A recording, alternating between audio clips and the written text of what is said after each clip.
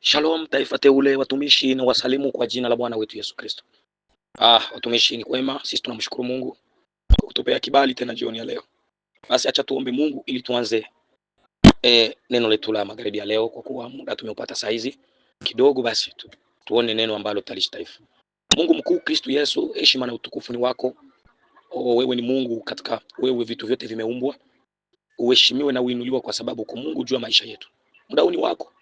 Ninaenda kuacha mnenaji ambaye ni kinywa kinachoomba. Bwana, acha univae na kunivika utukufu wako. Ninapo isiwe mimi, bali wewe unene ndani mwangu, na wale watakaosikia pia neno hili liwapatie nafasi, namna ya kuishi na namna ya kuendelea katika imani, katika jina la Yesu, amen. Basi nitakuomba unipe masikio yako, unisikilize kwa makini katika magharibi ya leo, kwa neno fupi ambayo tunataka tujifunze hapa. Asante sana, mbariki.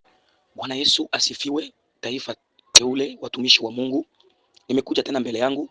Mimi kwa majina naitwa Evangeliste Papi Kambi, naishi Kalemi, ndio hapa ninaishi. Mimi ni mtumishi mdogo. Asante sana. Kichwa chetu kia neno ama teme yetu inasema kutokusikia kunampeleka mtu katika laana au katika kifo au mauti. Kutokusikia kunampeleka mtu katika laana au katika kifo. Bwana Yesu asifiwe. Inawezekana ulikwisha kusikia hili neno tena katika gundi au magundi nyingine mbalimbali nimelifundisha, lakini Roho wa Mungu amenituma niifundishe tena na nisisitize tena kwa watu, kwa sababu ya neno kusikia. Kutokusikia kutapeleka watu wengi katika mauti. Kutokusikia kutapeleka watu wengi wanapata laana kwa sababu ya kutokuwa na masikio. Bwana Yesu asifiwe. Unajua, kuna vitu kidogo tu tunaviona vya kidogo kama havina na maana, lakini njoo vitu vyenye maana kubwa. Jua nini tuseme kusikia? Kusikia ni matokeo ya mtu kile eko leo. Bwana Yesu asifiwe. Kama wewe na mimi tuko hivi ni kwa sababu tulisikia. Kama wewe na mimi tunasema Swahili ni kwa sababu tulisikia mtu anasema Swahili.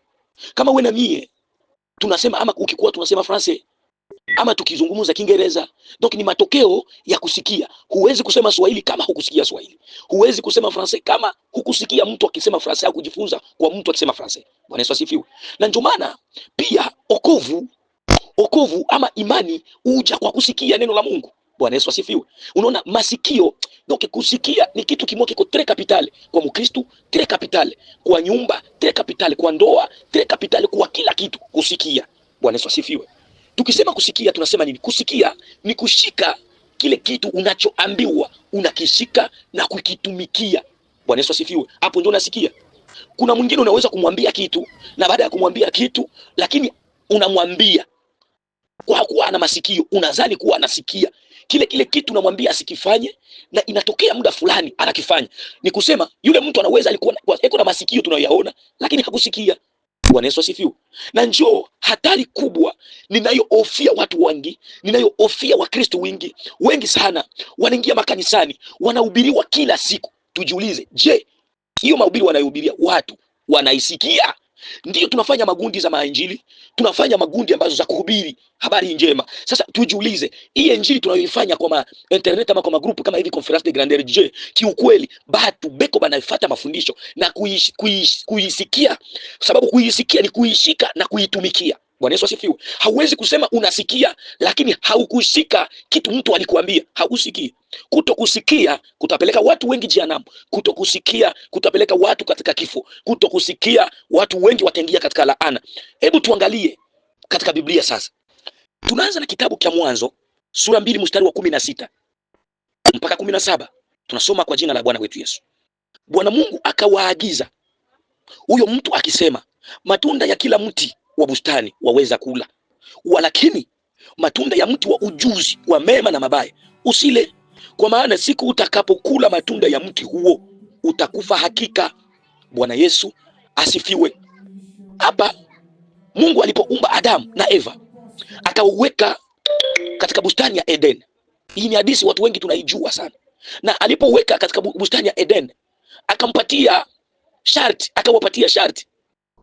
Akasema vitu vyote ninavyowapatia, nyama zilikuwa nawapatia, maboka ilikuwa nawapatia, kila kitu nawapatia, lakini kwa mti huyu ulio katikati ya shamba, huu mti wa kujua mema na mabaya, siku mtakapokula wala kuugusa huu mti, mtakapokula mtakufa. Bwana Yesu asifiwe. Ukumbuke somo yetu ni kuto kusikia kunampeleka mtu katika laana au katika kifo. Mungu anamwambia Adam na Eva, hakumfichika kitu, akamwambia mwanangu, nimekuweka kwenye bustani na kupatia vitu vyote ukule, juu ya huyu mti usipime, siku utakapopima wewe utakufa. Adam anasikia, alishika lile neno akaende, lakini Eva alipokuja akadanganywa, akakula na Adam akakula. Bwana Yesu asifiwe. Ni kusema hawa watu walisikia ubie hawakusikia? Hawakusikia, sababu kama walisikia wangelitii neno la Bwana alilowaambia kuwa msikule. Hata mtu akiwadanganya msikule, hata kitu gani kikiwaambia msikule, mtakapokula tu nyie mtafariki. Bwana Yesu asifiwe. Hao watu hawakusikia. Sasa angalia matokeo iliyotoka baada ya kukula mti. Nitaka kusema nini juu ya hili somo, ama hili andiko linataka kutufunza nini? Leo kuna watu wengi tuko tunatangaza injili, tuko tunahubiria sasa huko nasikia injili, watu wanahubiri. Kuna watu wanahubiria kuhusu habari za siku za mwisho. Je, wewe huko unasikia? Na siku utakapokufa ujue damu yako itakuwa mkichwa chako, sababu ulitangaziwa, sababu ulielezewa, sababu ulishauriwa. Kuna watu wanashauriwa, acha hiki kitu kitakupeleka kubaya, kwa sababu ya masikio magumu mtu anakifanya, na mwisho wake kinampeleka katika mauti. Unabakia kulaumu watu, lakini haujue matokeo ya kile unachokipata ni kwa sababu ya masikio. Bwana Yesu asifiwe. Ndio maana Mkristo aliyeokoka ni mtu anayekuwa na masikio ya kusikia, kushika neno na kulitii na kulitumikia. Pale anaona hapa na pazuri, anatengeneza na Bwana. Ndio Mkristo aliyeokoka, sababu anasikia neno na analishika, analiweka ndani mwake kuwa akiba. Bwana Yesu asifiwe. Tuangalie matokeo sasa ya Adam na Eva. Tuone sasa matokeo ya kutokusikia. Nini ilisababisha? Madhara gani ilitokea kwa sababu ya kutokusikia kwa Adam na Eva? Kitabu cha Mwanzo sura 3:16 inasema, akamwambia mwanamke, hakika nitakuzidishia uchungu wako na kuzaa kwako kwa uchungu utazaa watoto, na tamaa yako itakuwa kwa mumeo, naye atakutawala. Sikia matokeo ya kutokusikia. Akamwambia Adamu, kwa kuwa umesikiliza sauti ya mke wako, ukala matunda ya mti ambao nalikuagiza nikisema usiyale, ardhi imelainiwa kwa ajili yako, kwa uchungu utakula mazao yake siku zote za maisha yako. Bwana Yesu asifiwe. Unaona matokeo sasa ya kutokusikia kwa Adamu na Eva. Mwanamke, kama unaona leo maisha ni magumu, kama unaona leo tuna matatizo, leo watu wanakufa, leo watu wanazaa kwa uchungu, ni matokeo ya kutokusikia. Bwana Yesu asifiwe. Donc kutokusikia, kusikia ni kitu kia maana sana kuliko vitu vyote. Ukisikia, sababu kwa wewe kukuwa na imani ya Kristo ni lazima usikie neno la Mungu. Na kusikia neno la Mungu ni ulishike na kulitumikia, kulifanyia kazi. Bwana Yesu asifiwe. Na ndio maana watumishi wengi watapotea, wengi watatukia kwa sababu ya kutokuwa na masikio. Umefundishwa ndio. Je, neno unalofundishwa kila siku unalishika? Kutokusikia. Adam, dunia ikalaaniwa kwa sababu ya kutokusikia kwa Adam. Kutokusikia ya Eva, wanawake leo wanazana uchungu. Hiyo laana ikaendelea mpaka leo na watu wanaendelea na kufa mpaka leo, matokeo ya kutokusikia. Ndugu mpendwa, ndio maana ninipenda kuambia, je, huku unasikia yale wanayoyahubiri? Huko nasikia injili wako wanaitangaza hata kwa barabarani unasikia? Je, umefanya hatua gani ya kugeuza mwenendo wako? Je, umefanya hatua gani ya kuachana na njia yako mbaya?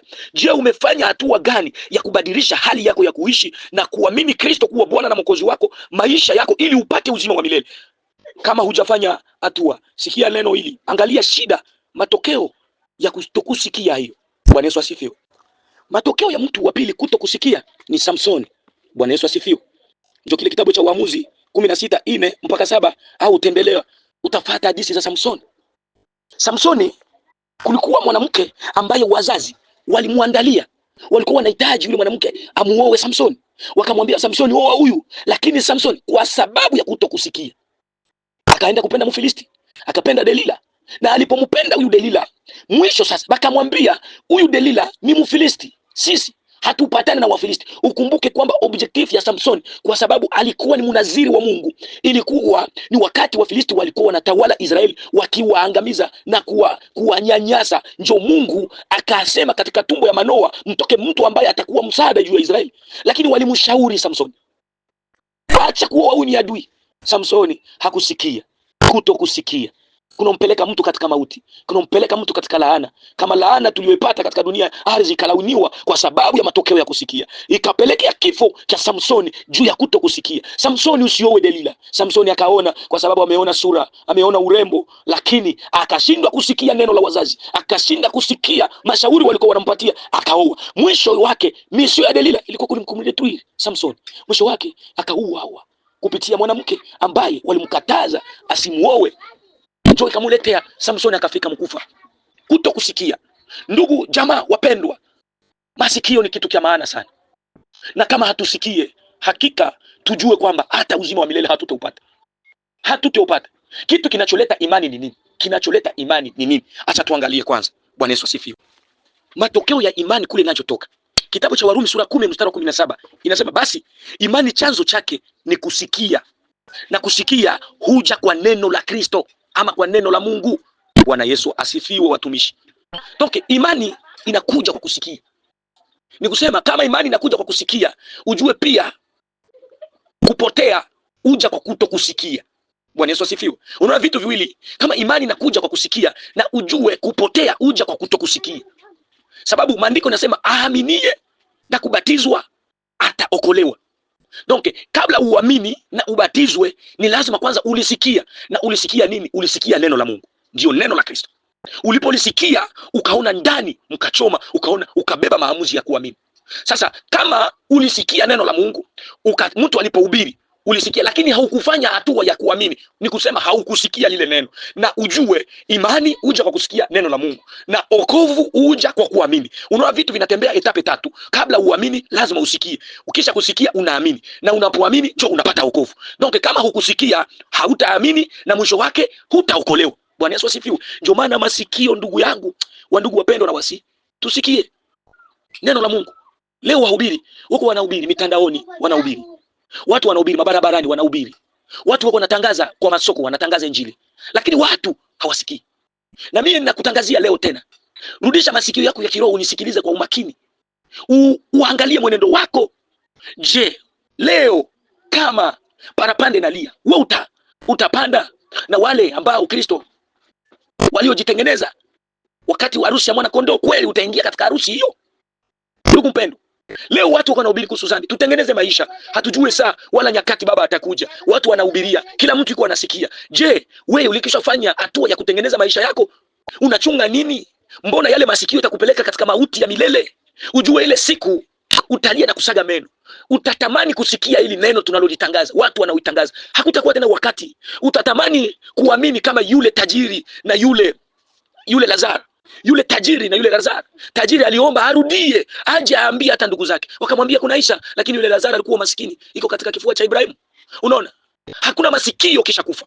Kisha kufa hakuna masikio tena. Hutasikia kitu. Ukisha kufa kunaisha. Unaweza kuwa kimvuli, hata uambie mtu hata kusikiliza tena. Lakini sasa ungaliki hai, umtafute Mungu wakati angali anaonekana. Kama maandiko yanasema vile, kwa sababu kuna wakati Mungu hataonekana. Na njoo wakati wa kusikia Injili ni leo, ni sasa. Ni leo, njoo usikie. Wakati wa kubadilika ni sasa. Wakati wa kuamini ni sasa. Sababu neno linahubiriwa kila siku. Neno linatangaziwa kila siku. Kutokusikia ya watu njoo inaletea watu shida sana. Utakuta hata katika mandoa, bwana anaweza kuambia mke wake, mimi sipendaki hiki. Unaona mke anafanya kitu kenye bwana hapendi. Na pia mwanamke naye pia ana vitu vyake ambavyo hiki mume wangu ukifanya hiki unanisirikishaka sana. Lakini bwana kwa sababu ya kutokusikiliza sauti ya mke wake, ndio unaona leo madivorce inakuwa mingi, kutokusikia. Vijana wengi wanaharibika kutokusikia. Wazazi wanashauri vijana muache kufuta bangi, muache ulevi, muache haya matendo. Kwa sababu ya kutokusikia wengi wanakuwa mazimu. Kwa sababu ya kutokusikia wengi wanakuwa biwelewele. Kwa sababu ya kutokusikia wengi wanakuwa kama maibobo, kwa sababu ya kutokusikia. Ndugu mpendwa, masikio iko tre kapitale. Wewe kule watoto yako uwaambie neno la Bwana hili, wasikilizishe ya kuwa warudi katika msingi, wasikie. Kusikia ni kushika neno na kulitumikia namna ulivyoelekezwa, namna ulivyoelewa. Hivi tulivyo leo ni matokeo ya kusikia. Kama sisi tunahubiria ni pia ni matokeo ya kusikia, kwa sababu nasi pia tumefunzwa. Ili neno tangu miaka na miaka ni lile moja, halibadilike. Wale walilihubiri, wale walilifundisha, nasi leo tuko tunalifundisha. Tunapita mule mule walimopita. Neno ni moja tu, kitabu ni kimoja, hakibadilike. Yote ni matokeo ya kusikiliza, na Roho Mtakatifu anatusaidia. Ndugu mpendwa mwenye kunifuata, masikio ni kitu muhimu sana. Masikio ni kitu muhimu sana. Angalia Adam na Eva, kwa sababu ya kutokusikia nchi ililaaniwa. Mwanamke akazaa kwa uchungu. Wewe na mie wanaume tunaishi kwa jasho. kwa sababu ya matokeo ya kutokusikia. Kutokusikia. Angalia faida ya kusikia. Watu wa Ninawi wanawaambia kuna bakia siku 14 Ninawi iangamie. 14 tu inabakia iangamie. Matokeo ya kusikia. Waliposikia, watu wa Ninawi waliposikia injili ambayo iliyoleta Yona, wakasikia na kuanguka kuvala magunia, Mungu akagairi, akaacha, akasema sitaua tena, sitaangamiza tena Ninawi, sitaangamiza tena Ninawi, na akaendeleza. Kwa matokeo ya kusikia. Matokeo ya kusikia ndio ile ilituma Ezekia anapata uzima tena. Walipomwambia hutaishi, utakufa, tengeneza na Bwana, Ezekia aliposikia na kuanguka, kugeuka pembeni ya kibambazi kuomba Mungu na kumsihi Mungu, kumulilia Mungu, akamsikia, akamwongezea tena miaka 15. Matokeo ya kusikia. Bwana Yesu asifiwe. Matokeo ya kusikia. Kama wewe husikie, hautapata, hautaendelea, hauwezi kupata uzima wa milele, sababu masikio, kusikia njoo inaleta kuamini, na kuamini njoo inaleta okovu, na hakuna mtu atakayemuona Bwana asipoamini Yesu Kristo kuwa Bwana na Mwokozi. Njia ya pekee ya kumuona Bwana, tiketi, ni kumwamini yeye kuwa Bwana na Mwokozi wa maisha, na kuitika yote aliyotufundisha, kuitembelea na kuishika. Ndio maana anasema kama mkinipenda mtashika neno langu, mtashika neno langu, na kama mkinipenda munifuate, mahali nitakapokuwa ndipo watumishi wangu watakapokuwa, na kama mkinifuata Baba wa mbingu atawaheshimu. Ni kusema ukisikia neno la Mungu na kulishika na kufuata maelekezo ambayo Kristo ametupatia, ujue hata mbinguni watakuheshimu. Bwana Yesu asifiwe. Kama tunahangaika ni kwa sababu ya masikio yetu magumu, masikio magumu. Ndugu mpendwa, ninafungua masikio yako, acha niyafungue, isiwe tu inasikia na vinapita, bali masikio yako iwe inasikia na kuzamisha ndani na kuitumikia yale unayoyasikia. Ndugu zangu katika Kristo, nimewatakia usikilivu mwema wa maneno haya. Hata maandiko inasema na wale walio na roho wa Mungu watasikia kile ambacho roho wa Mungu anayosema na makanisa. Unasikia? Katika huo ujumbe kwa ufunuo, nasema wale walio na masikio watasikia neno ambalo roho analoambia makanisa. Donc unasikia ni kwamba wenye na masikio watasikia roho anaoambia makanisa. Wale wako na masikio wako wanasikiliza injili, watu wanapaza. Kama hausikie, ujue wewe hauna nafasi mbinguni.